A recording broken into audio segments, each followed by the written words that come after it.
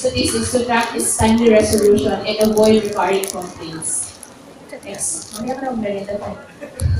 Invalid reason for waive beneficiaries. Okay, meron kasi kami nakita dito sa mga waive na submitted sa aming mga lang.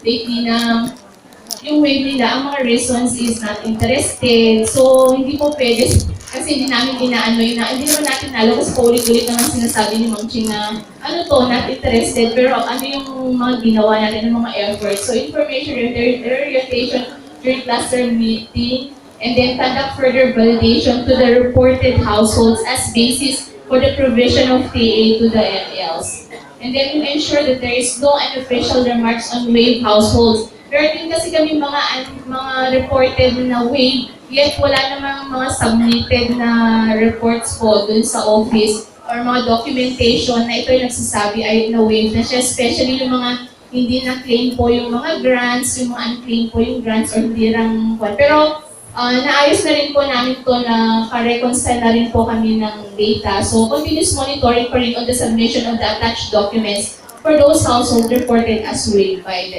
MLs. Next po. Pre. Gagal na ako dito eh.